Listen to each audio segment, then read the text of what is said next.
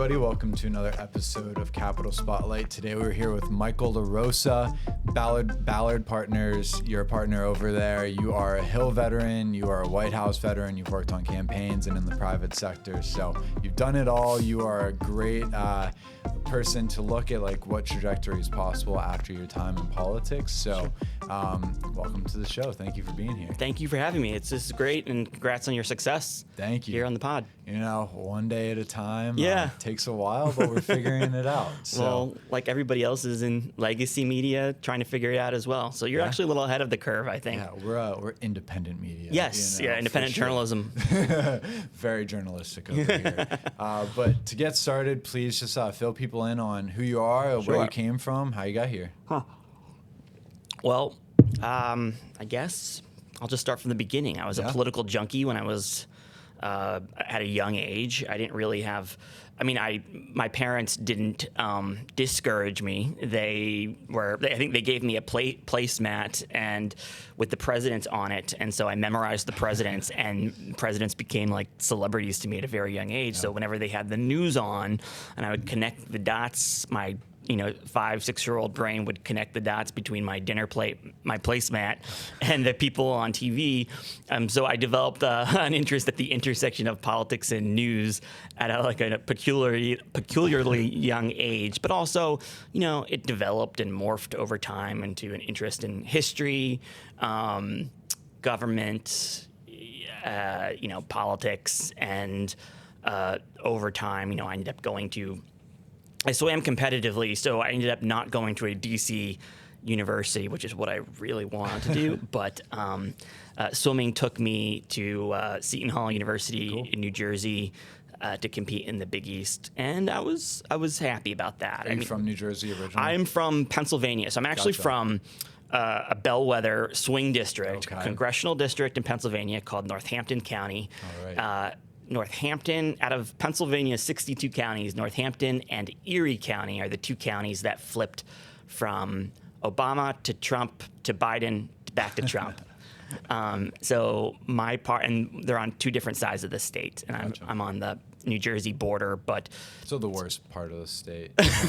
I'm from Pittsburgh. So. Oh, got it. Okay. Oh, so you get it. Kind of the Sheetz Wawa rivalry and Sheetz, Wawa's. I grew up with Wawa all over my hometown of Easton. So it's the home of Larry Holmes, Crayola Crayons. Nice. What else? Lehigh University, Lafayette College, and Mario Andretti, the Andretti family. So that's kind of like our claim to fame. Yeah. And Easton itself was we celebrate Independence Day on July 7th because you're one of those, we were one of the towns, the first colonial towns where the Declaration of Independence was actually read out loud. Okay. And so we celebrate our 4th on the 7th there. Very cool. Yeah. All right, so you got to do the 4th in D.C. and then go home and double dip, and you get it on the 7th too. I haven't gone back for what we call Heritage Day in a very, very long time. But it's a quaint place. But like I said, swimming took me to New Jersey.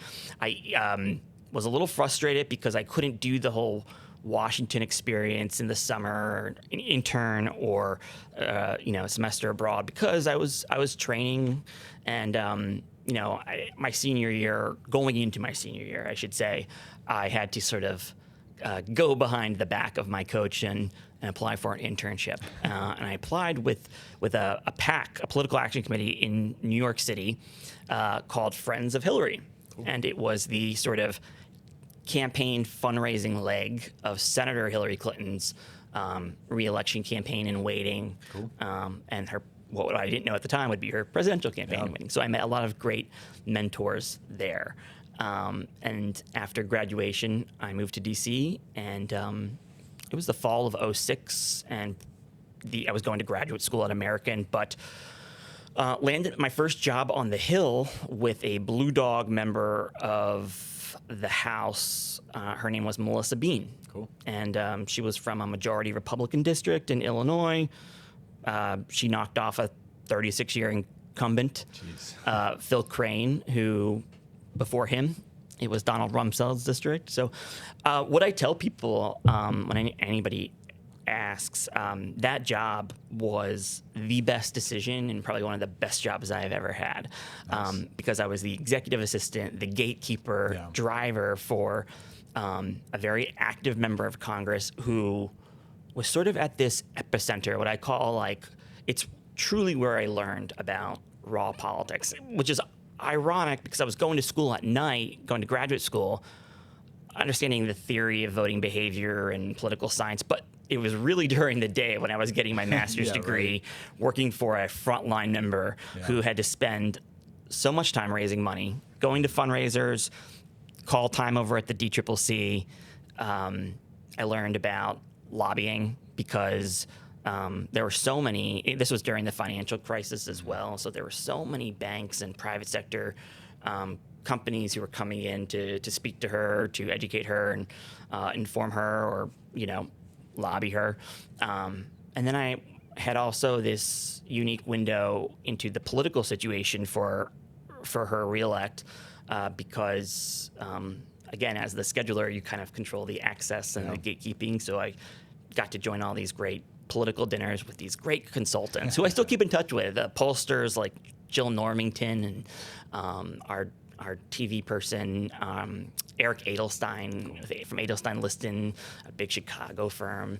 And it was the best experience I ever had because of how much I got to learn about the practical side of politics and was able in the future to teach other people about what actually takes place on Capitol Hill, which is so unique to some different generations who left the Hill before like fundraising limits and things like that. But no, it was the best job, best learning experience. And the great thing is we're all, we call ourselves the Bean Team, but we're all very close today. It's like brothers and sisters. Yeah, for sure. From that time. It's unique that a small congressional office can stay tight, and we would all say that we've remained very close. Yeah, for sure. When you go through it and you're there for a while, those people become your best friends because you're there all the time too. Yeah, and sometimes there's not chemistry, and sometimes there is. But like with the member, the chiefs of staff, and just the rank and file of that office, of which I was one of the junior ones, we all stayed very close, and we've all done and are doing things in Washington today. Nice. So, yeah, and I feel like you got to kind of defy some of the norms of what people expect if they want to get involved in politics of I should go to American or GW or somewhere in the DC area because that's going to set me up for the right internship and so on and so forth. No, it was great. I had no idea. I thought I was going to be, and I probably did start a little bit behind the curve, and it was truly intimidating as a senior at Seton Hall, taking the train. I would go to practice in the morning, take the train from South Orange to Manhattan, come back for afternoon practice, and sometimes go back for the events at night. And so my senior year was rather busy, but met some of my mentors who are in politics today. And, that internship would come full circle in my life because a lot of the people and women who worked for Hillary Clinton worked for her in the White House when she was First Lady. And I had never planned to go work for a First Lady, but all of those mentors, Huma Abedin, Patty Sleece Doyle, Kelly Craighead, Capricia Marshall, these are sort of names in the Democratic world of politics, and certainly the Clinton world. And then Sean Maloney as well.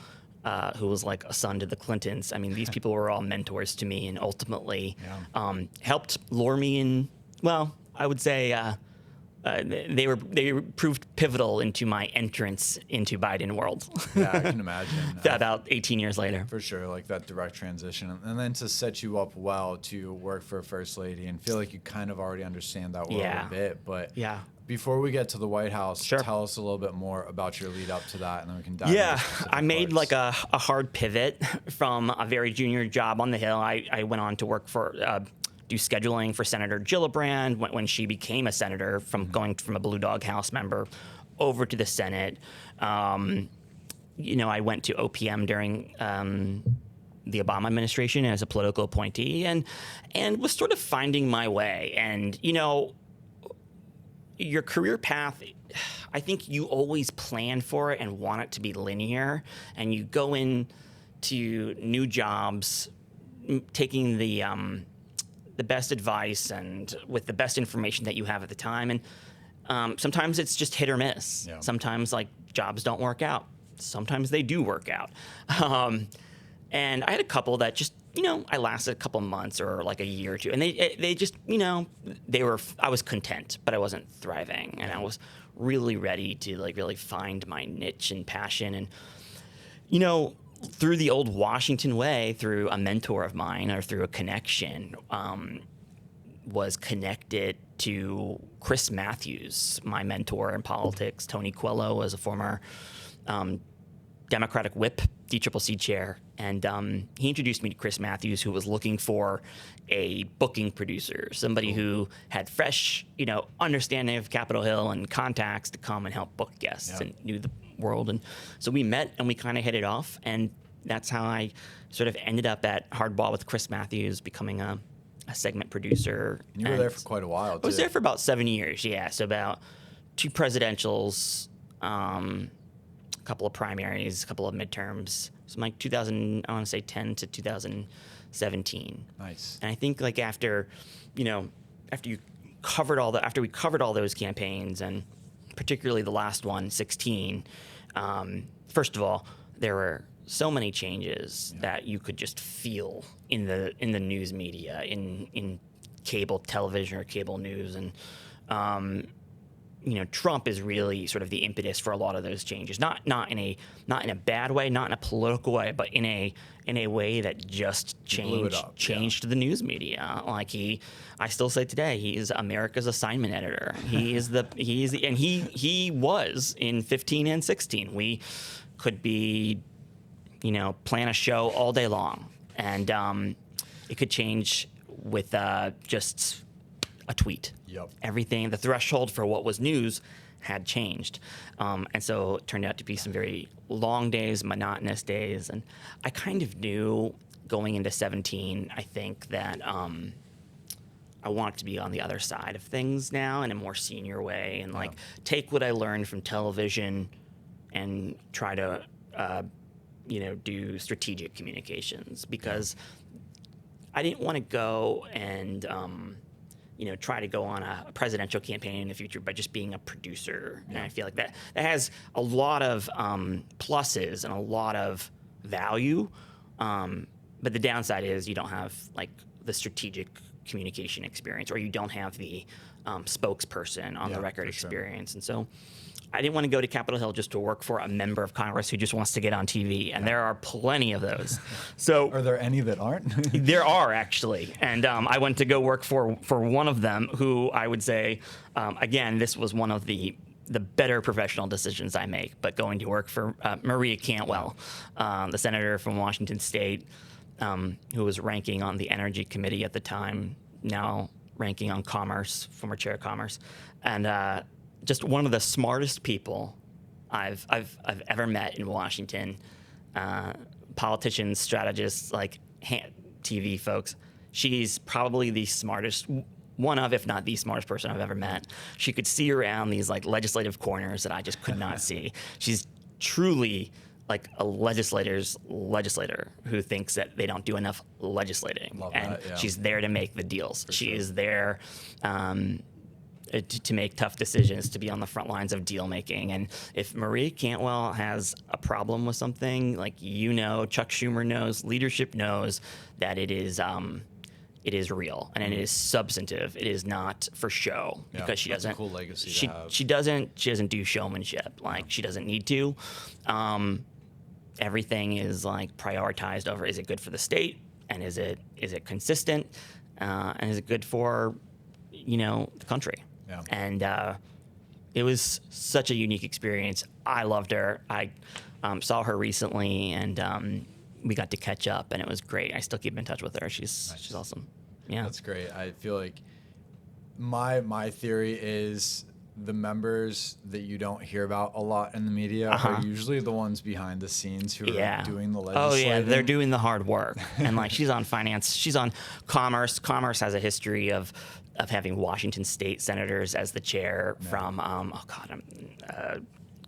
Scoop Jackson, Warren Magnuson. These are like icons of the Senate in the 70s and 80s and 60s, and she's following in their footsteps for sure. But she's also super fascinating, which leads me to like sort of my next kind of pivot, which is she sat me down after, you know, there was a little bit of a change of power in 2018, and she was going to move on to the Commerce Committee ranking. And she's like, do you want to, you know, what do you want to do? Do you want to come? Do you want to say? And, you know, I was sort of, I knew I wanted to join a campaign, but none of them, or at least the ones that I wanted to join, were not like up and running. And she said, like, she was so encouraging because she was like, a bunch of my colleagues are going to run. She's like, I ended up in Washington State. And this is actually really interesting. She ended up in Washington State. She grew up in Indianapolis. Her father, Paul Cantwell, was a major party boss, a city boss, and, you know, was super close to the Kennedys. And she, you know, little Maria Cantwell would be sitting on the steps in their house listening to her dad having these political, you know, organizing conversations with Bobby Kennedy and Teddy Kennedy downstairs.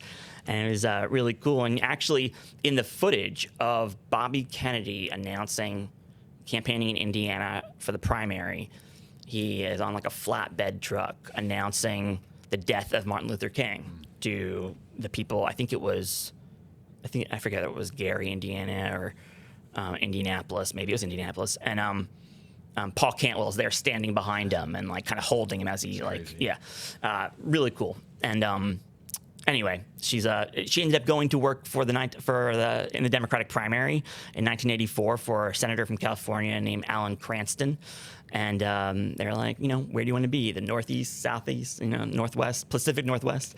And she got sent to the Pacific Northwest, and that's how she ended up in Washington State. Interesting. So anyway, a little bit of Maria Cantwell trivia, which we don't all get. But I ended up leaving as she was transitioning to Commerce to go to Speaker Pelosi's office, which housed the House Democratic Policy Communications Committee, where I would be like the deputy executive director and comms person there.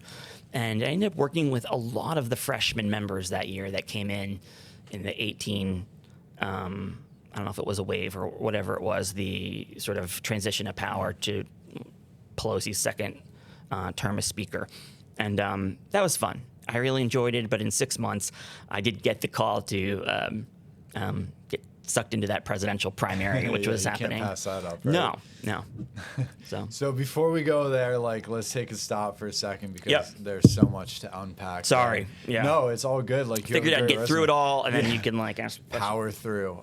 But I think it's interesting. It seems like the start of your career was more focused on the operations side of things, and then you were able to make that transition into comms, and that's kind of where you found your passion of it all. But I think a lot of times people on the Hill, like when you're first getting started, if the only job available is a scheduler job, some people will be like, yeah, I'm just going to take whatever job's available. Let's get involved. Where others are like, no, you're going to get typecasted. You're going to be a scheduler, an operations person from now to eternity.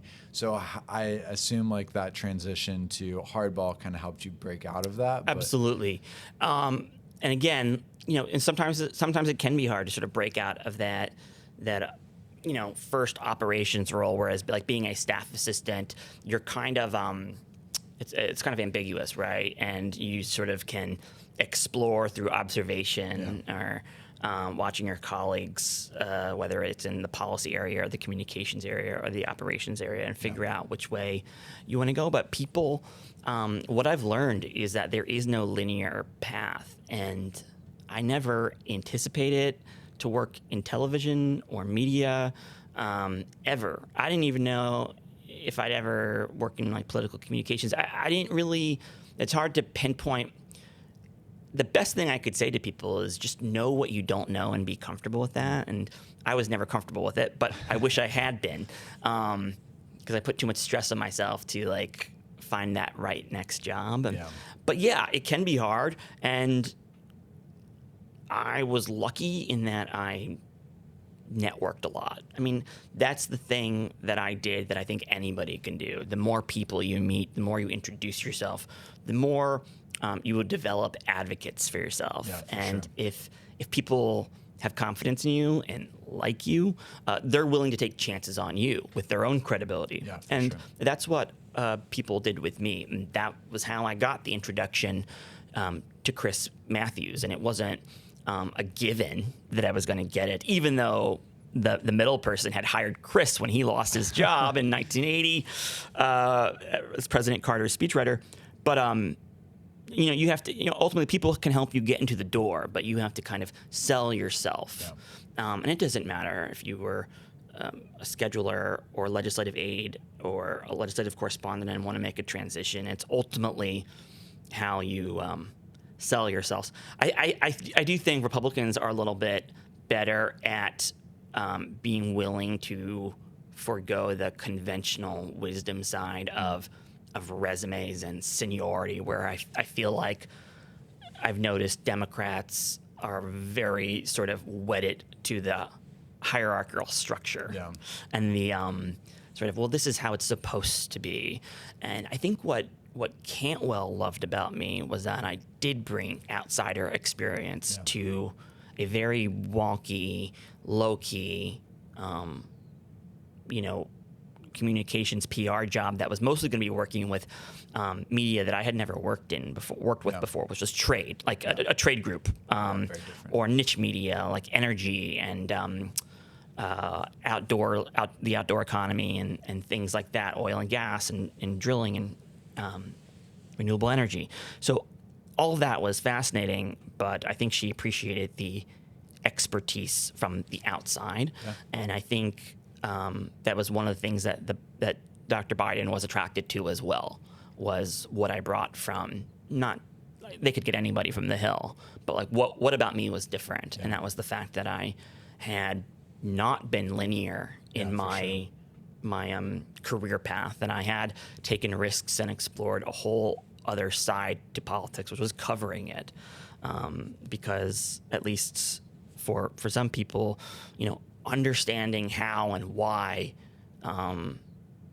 you can sell a good story to the press is important. Like for the people who are deciding news every day, the press flacks from Congress and campaigns, they want to know how to break through. Yeah. Well, I was in a position where we were deciding every day what we thought was best to air, and how and who could be a part of that was how you break through. For sure. So, and that's what is very interesting. If you've now seen the media world from each perspective when it comes to political media, and so a lot of the listeners that'll be watching, listening to this episode will understand like the official political side of Capitol Hill, especially when it comes to comms and policy.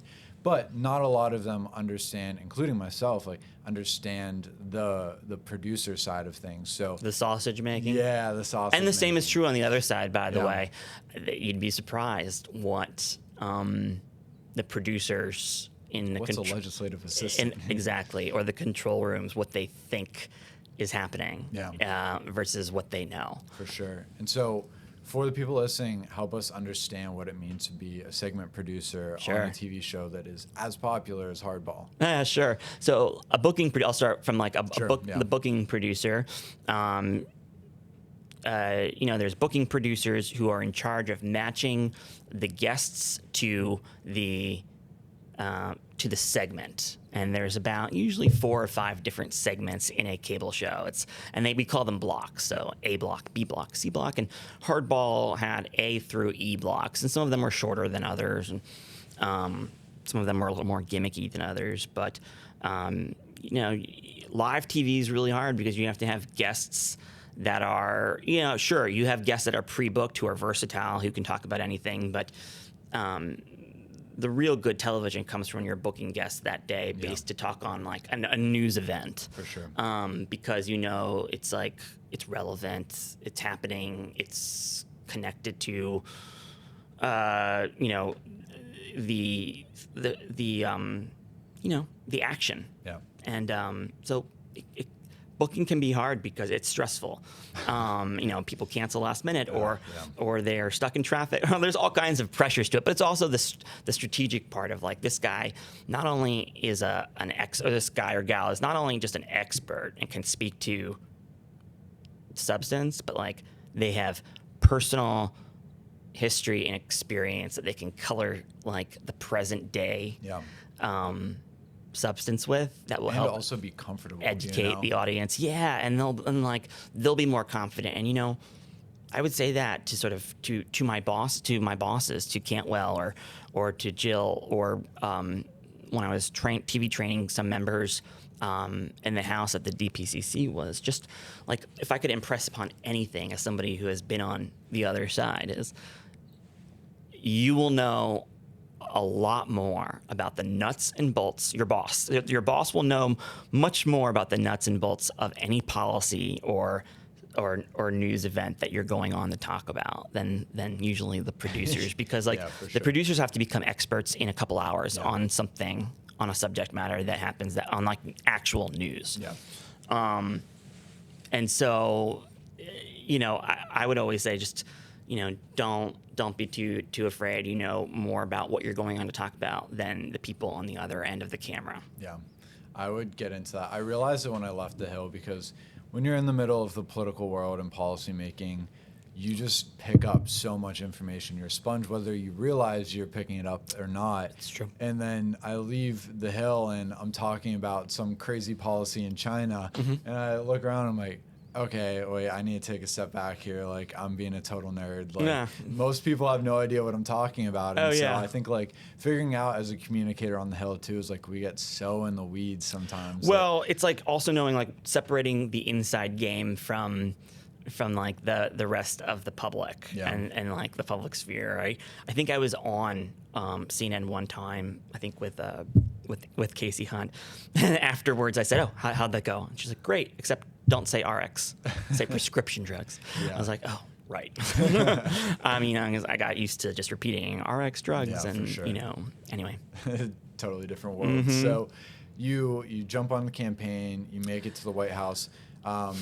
As we see the transition in the Trump administration, and like how long I'm realizing it takes for people to solidify jobs in administration too.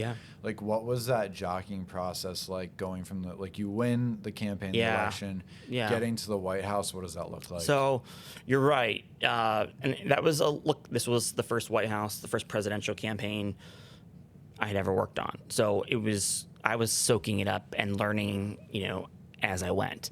And, I was in a very unique but special position of, I joined the campaign as a traveler in the traveling bubble with the Bidens, as Jill Biden's traveling press secretary. So I went everywhere with her, whether there was press or not, because as press people, anything can happen. So I spent like a year on the road with her, or in the sky with her, on the trains with her. And I had a pretty good idea of, like, Michael, like, this is what we want you to do this, and I want to. By that point, you develop a relationship, a closeness with your boss, and then you become sort of invested in their success. And I really was invested in the things that she wanted to do, because there's only one first lady, and first ladies can leave an impact, or they can. There's no rules. So there was something fun about it, and also I loved the little team that I had. I loved the fact that I had proximity to the wife, the spouse of the president of the United States. Very influential and charismatic too. Yes, she has so many great qualities, and but she, what was great about it from a employer-employee perspective is that she's cool. Like, she likes to have a drink at the end of the day. She likes to have a glass of wine, and we go and gossip in our hotel room, or at the end of the day, and go over the schedule, or we sit around the office, drinking a glass of wine and just planning and strategic planning, or it's an open door policy kind of thing. It's very less formal. When we were traveling long distances, we were all in our Lululemon or our sweats, and she was the same way. And it was great. We'd be sitting there on the plane, like, having a drink and sitting there in sweats and talking about, should we go to Ukraine? And it's like having these serious conversations, but like in a such a informal but comfortable and consequential way. It was a great. I never anticipated working for a spouse before, but during the presidential primary and general election, we were traveling as much, if not more. And this got me in trouble a couple months ago with the Wall Street Journal. But yes, we traveled a little bit more than the president's team did. But that's okay. We were small and nimble, and that was what we were supposed to be doing. And flying commercial, too, for a little bit in the beginning. And that was always fun. But it was my experience on the campaign in 2020, the highs and lows of that campaign and the unpredictability. And, we had no money. We had nobody thought we were going to win the primary. And sure, there were times when I didn't think we were going to win the primary. I kept my apartment in D.C. and slept on my best friend from high school's floor in Villanova. And but for the most part, I was on the road, and it was a wild, unpredictable ride, but developed this really special relationship with Jill, and I love the Bidens personally, and I have a great deal of affection for them, and so I was honored to go with her to the White House, and we're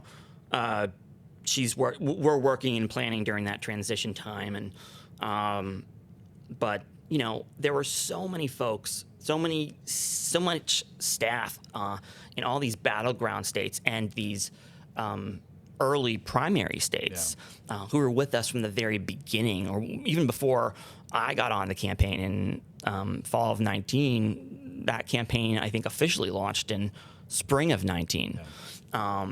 So these transitions take a bit, and there's vetting. There's, starting from the top up, because you have to appoint the managers of all these agencies who are going to, along with presidential personnel, have a figure out who's going to go where and who they need, who they want to bring from their own life, who from the campaign needs to be placed in a very senior position appropriate for, the loyalty that they showed being with us from the beginning, all kinds of factors, their own expertise. And so, there were people that didn't get placed until, I want to say maybe May or June. And it was rough, because when you're in between jobs, there's nothing worse than uncertainty. When you're interviewing and you think you kill it in that interview, and then you just don't hear, or you don't hear for a while, and you're not getting updates. All of that stuff is just brutal. I can imagine. Very frustrating.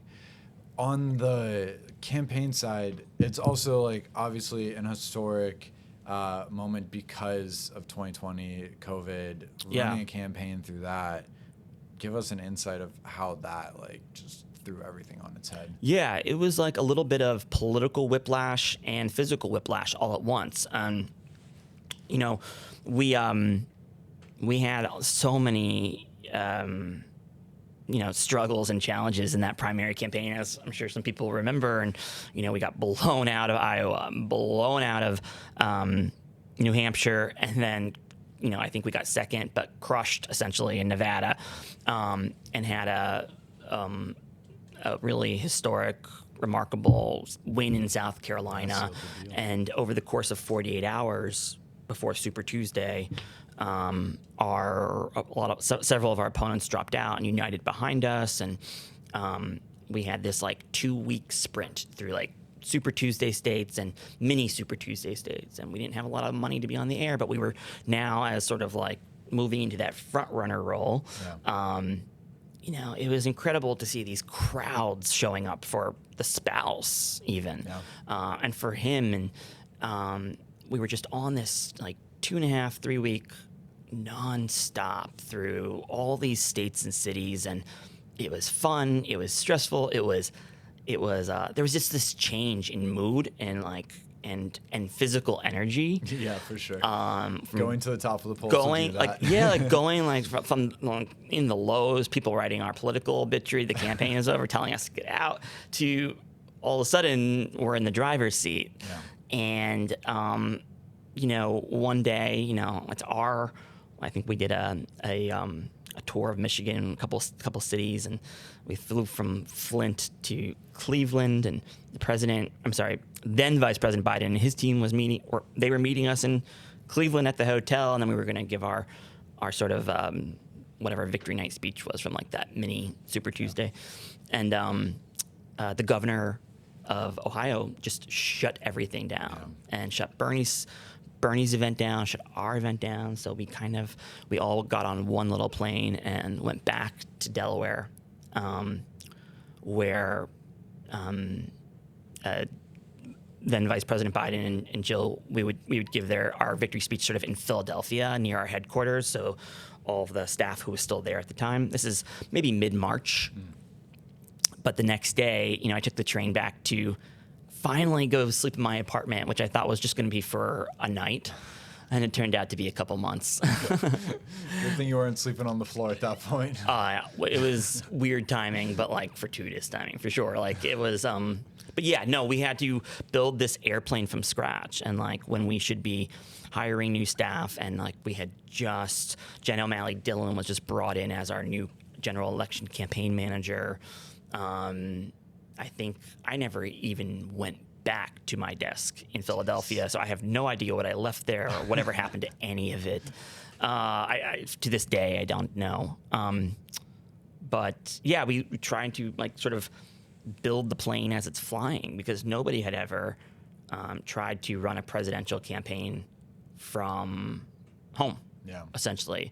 And that's what we had to do for the first couple months at least, and put TV equipment. Some of my producer background, I think, helped a little bit, because they had to put a production studio in the Biden's basement. Sure.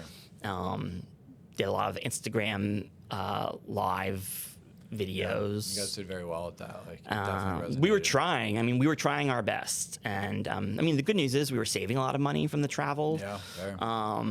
And we got back up on the road. I think our convention, such as it was in August, and then I moved up to Delaware at that point. But it was still, we were still like, we went to the first debate in Ohio. It turns out Trump was sick, and we didn't know that. And then it was like, we really scaled down our teams that were traveling with the president and Jill. We all lived in the same 2 group houses together in Delaware, with the exception of one brat, and that was me. I refused. I was like, I'm not doing a group house. There's no science that says it's safer than living alone in my apartment building. Like, I'm just not going to do it. I refuse to live in a group house. I am 35. No. I could have seen myself being that person. I was. Too. My boss, Anthony Brunell, God bless him for the patience he had with me. But after the Trump, the Trump thing, it was like, okay, there's just stay in a hotel. And I was like, okay.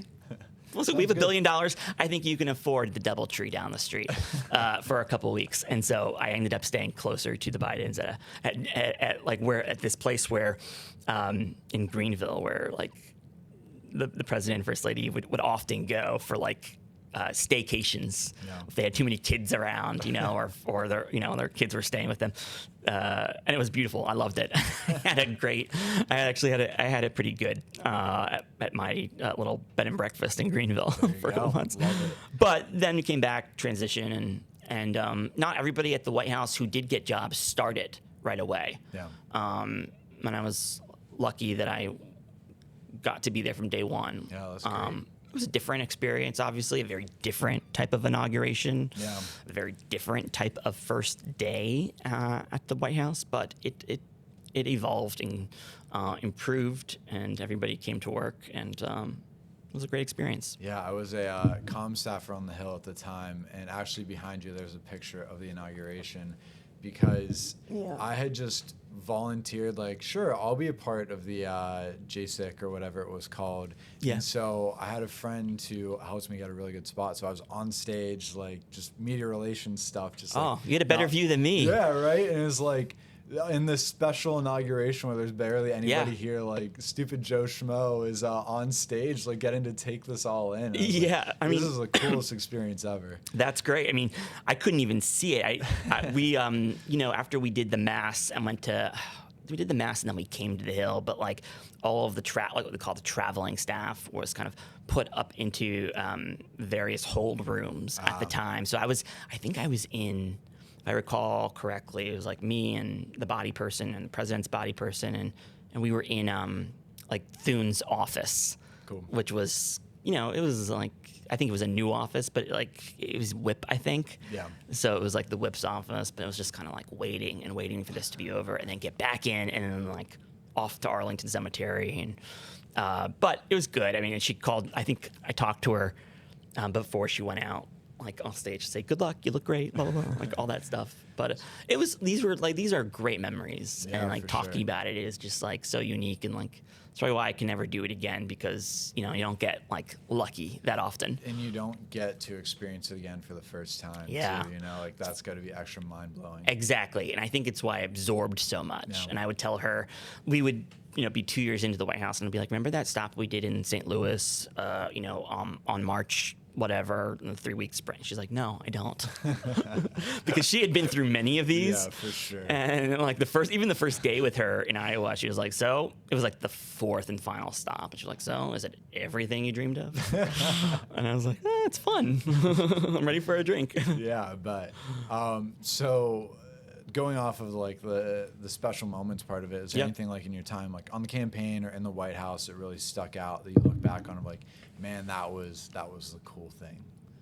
I mean, there's a lot. Part of it was just the special moments that I had with her, with like your boss. I remember I was, we had done a big feature profile with the Philadelphia Inquirer, which was like her hometown, obviously well situated too, like Yeah, Philadelphia, for sure. like perfect. And it was going to be like one of those big front page of the whole paper, a Sunday edition. So it was like huge. It was very big. And it came out on a Sunday. I remember going to get a couple copies for her and the president and going over to the house. And, at that point, it's just like security. I was pinned, so I was lucky that I could just, drive in. And I was in like, my sweatpants and Lululemon. But like, she was in the backyard and they have a lake, or a big reservoir, something like that. But like a dock with like Adirondack chairs. And so the dogs are running around and she's kind of just reading the paper and like reading through it. And then I went over and like just sat with her. Yeah. And we went and just kind of like, it was like taking a breath. And realizing, because we were 2 or 3 weeks out, and I was like, oh, our whole lives could be changing very soon. Yeah. But like talking about the piece was great. The president was super happy. They loved it, but also just it was so reflective and contemplative that it just stands out. And like the sun was setting, so Yeah, it was cool. just a unique time. So there's moments like that, like special moments, I think that I'll always have. There was going to Ukraine on Mother's Day in the middle of the war. I think people forget this wasn't our war. Was that the quiet trip kind of like where it came out of nowhere? It was a little covert, Yeah. and we didn't know that we were going to make it happen until there were more, back and forth discussions with like regional security and NSC. And it was a really big deal to pull off because this is only the third month of the war. And their first lady, who was in hiding, had not been seen since, I think, January, February, and number 2 on Putin's kill list. Yeah. And we're 3 days out from Russia Victory Day. So there was a lot of security, but the biggest part was that like when first ladies or presidents go to war zones, there's like these, they're protected by U.S. forces or NATO forces and what they call green zones. There was no green zone because there wasn't our war. Yeah. So, it was I knew it was probably never going to get much better than that. Yeah. Because it was so cool and so historic to watch and just see unfold and be a part of, and bring the press with us, a few members, and it had its hiccups. It didn't go completely smoothly, but it was one of the best trips and one of the more memorable. I mean, I'm sure I have more, but like that one stands out. That was cool. Probably one of the best. So transitioning over to your work, like in the White House, Yeah. when you consider your time on the Hill, working in comms in Congress versus White House, for the people who work in comms or just work in Congress in general, what is the difference in vibe of work environment, White House versus the Capitol? Well, I think the biggest difference is, especially as like a press secretary, is the sort of fishbowl aspect of it, because you have just so many more eyeballs looking at everything you say and do. Yeah. And so, like my job is to, yes, promote her, but protect her as well. Also, learned a little bit of this the hard way, but like promoting her to the extent that she is the supporting actor. Yeah. She is not the name on the wall. She is not the name in the voting booth. So like, as much as I always want to talk about how great she was and how many counties she traveled to, it can't be at the expense of making like the main character look worse than her. And that really didn't happen that much. We did travel a lot, and that was a big part of it. And that's something that's unique and different, is not only just the travel aspect and working with multiple markets, local markets, which I loved. I loved meeting the media in these new DMAs or media markets, understanding like the dynamics of each media market. For and sure. I loved that aspect to it, and so that's obviously very different. The number of eyeballs on you, which means more scrutiny, and more scrutiny to things that you just didn't expect. Like, I underestimated this a little bit to the extent, like the attention focused on her, like her attire, and I think probably I went in. Along with my chief, we went into that with a little bit of a bunker mentality. Like, okay, if they're going to ask about her clothes, like, first of all, we're not going to talk about her clothes, and we're going to ask them if they asked the president's team the same thing. We were maybe like a little too probably like defensive about it, looking back on it, but it wasn't completely unfair thing for us because she was doing and saying substantive things, and yet, but it's okay. It's totally fine, and I developed a great relationship. And I would say this is also what is different than The Hill is you have sort of maybe it's similar. I don't know. It depends. Like we had our guys, our reporters who were on the First Lady beat from the AP, the New York Times, the Washington Post, Daily Mail, all kinds of places that would travel with us all over. So we got to have great relationships with them and develop trust and develop got to know each other and where each one stylistically is going to go on something or what they're interested in, and she got to know them as well.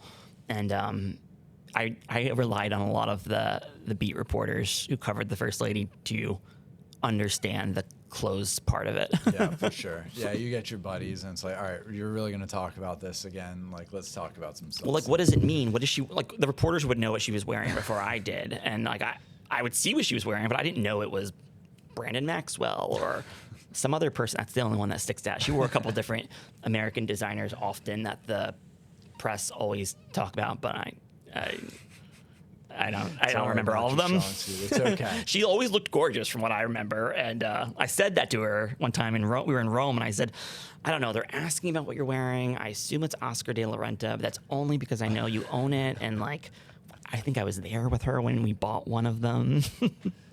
Yeah, you got to know that before. In Rome. But like, what was great was that she recycled a lot of her clothes.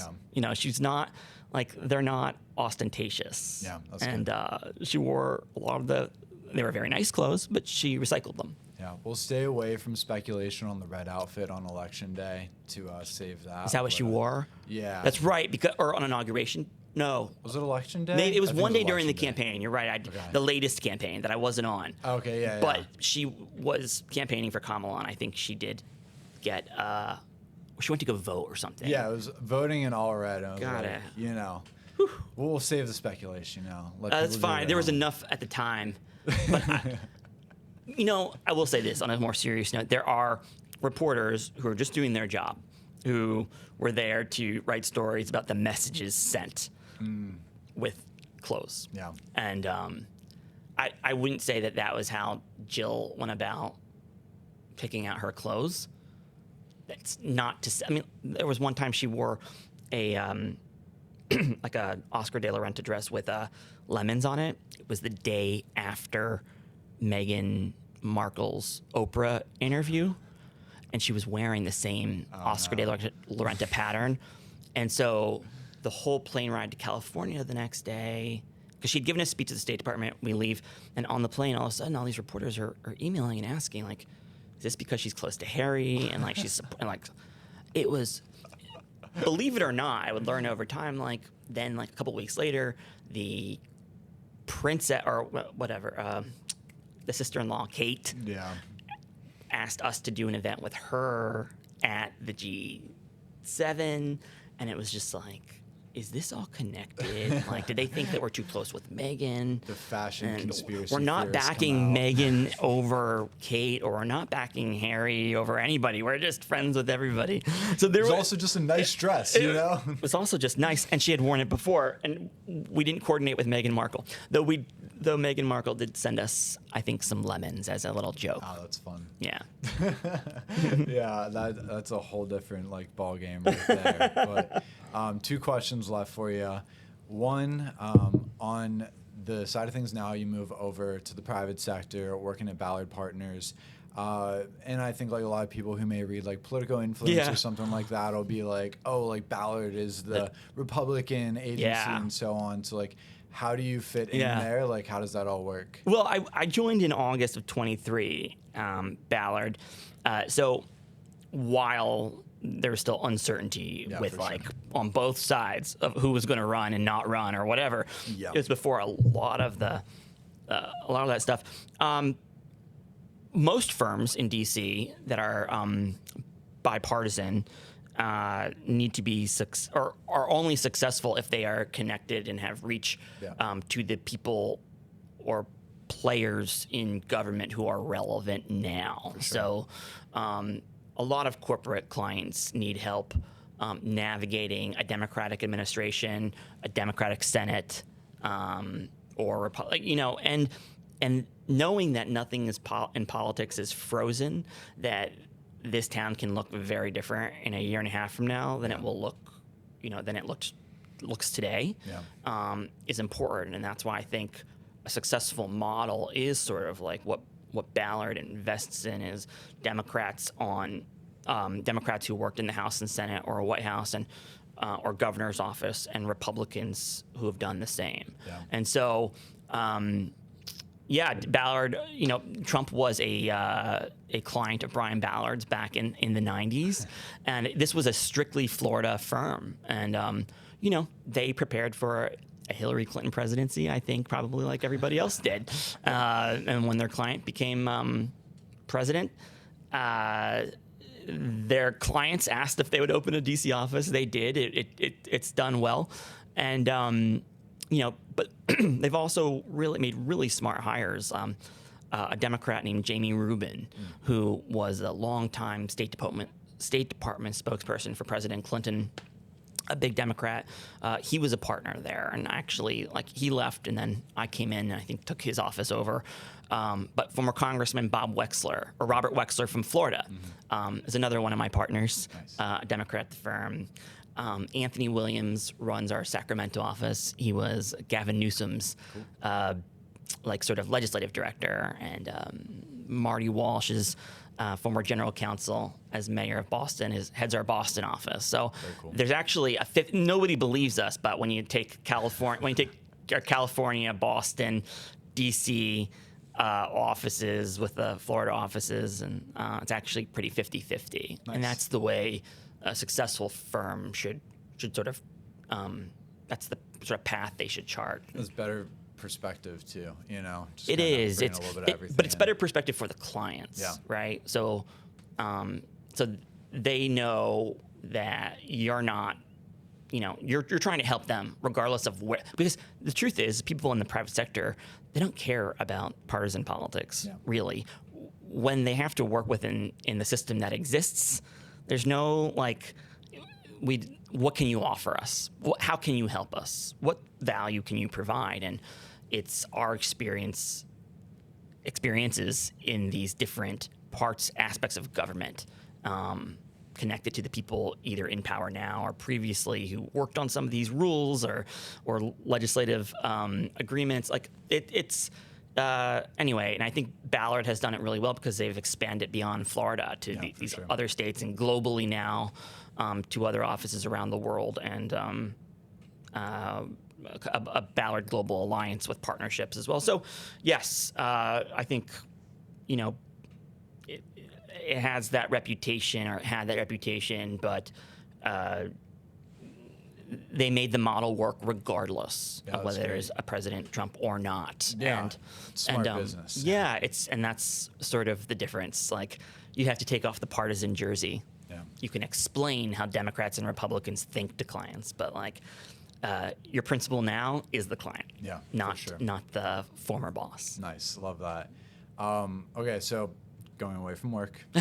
Sure. This is where we'll end it, but like, we love to try to help people like connect across the aisle or whatever based on things other than their political party. So like, what do you like to do? That kind of stuff. So like, for someone who would like want to connect with you, like, what are some of those things where it's like, oh, we have this in common? Like, who are you outside of politics? Well, let's see. I mean, I love traveling, first of all. Cool. Domestically, internationally. There's so many places like I love going and picking up and going when I want, and seeing new places. Like, I love it. I like to say I work so I can travel now. And before I was traveling so much with my job, in the White House and on the campaign, and now I actually feel comfortable working on the road too, because I just developed that. Yeah, because I had to. I love traveling. I love true crime. Okay. I love like anything like true crime documentaries or mystery series. I'm obsessed with like the Menendez brothers. I was obsessed with that case long before the Netflix. I had a total, what would you say, evolution. Like 6 years ago when I was watching a documentary on them. And, you know, whereas as a child, I remember all that happening and I was like horrified by them, but did a complete like 180 in my thinking. And I'm glad to see sort of public opinion rally around the Menendez brothers. But I'm fascinated by true crime and true crime events as well. And, you know, I do a lot of like commentary like this for fun too. And, whether it's like legacy, like Fox, I love going on and sparring on Fox with like Laura Ingraham and Jesse Waters and Will Cain and doing their TV shows and their podcasts. It's fun for me because I'm still a political junkie. Yeah, for sure. I love history. That doesn't go away. I love politics. Yeah, and part of the beauty now is that this doesn't always sit well with people when you leave politics or government, but like I like calling balls and strikes because actually my team can only do better and only,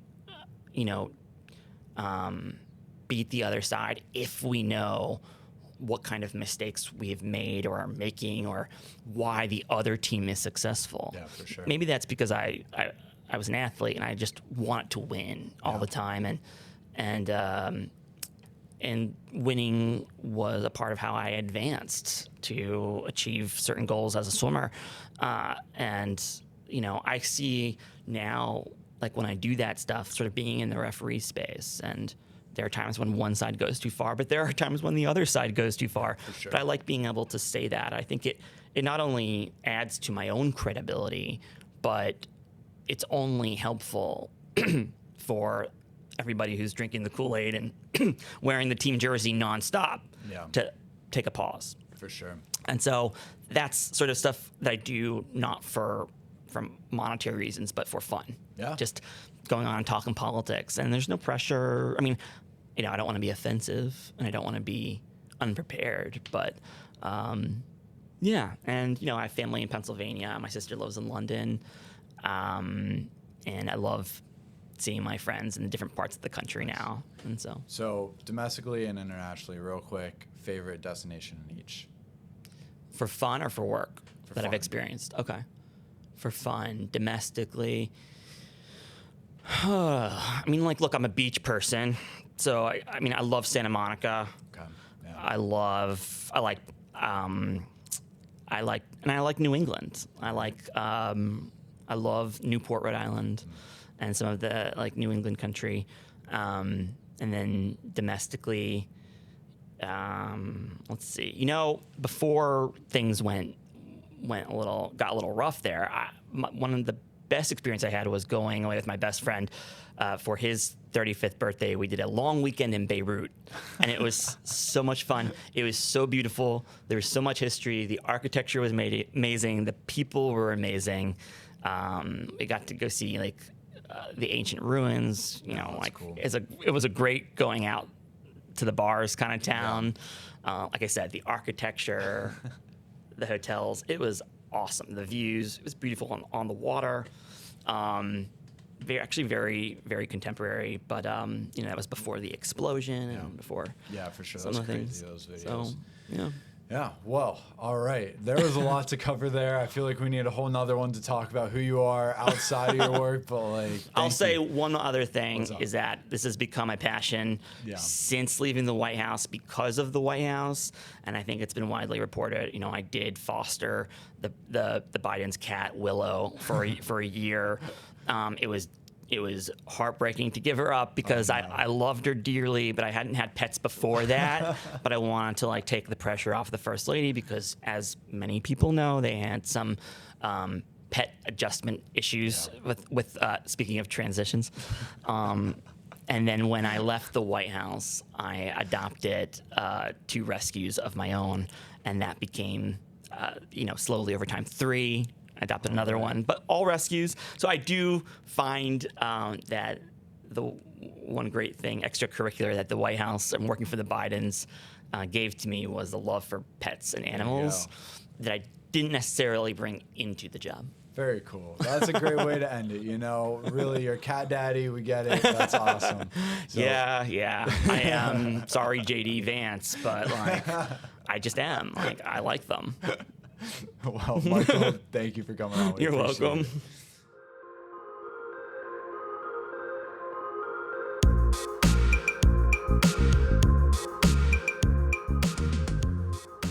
Thank you for tuning into Capital Spotlight Podcast. If you enjoyed the show, be sure to subscribe to our channels to stay updated on new releases, share the show with your friends, and rate the show on Apple Podcasts and Spotify. For more from Connect, subscribe to our daily newsletters, follow us on social media, and check out our website, all at Capital Connect, capital with an O, CNCT. See you next time.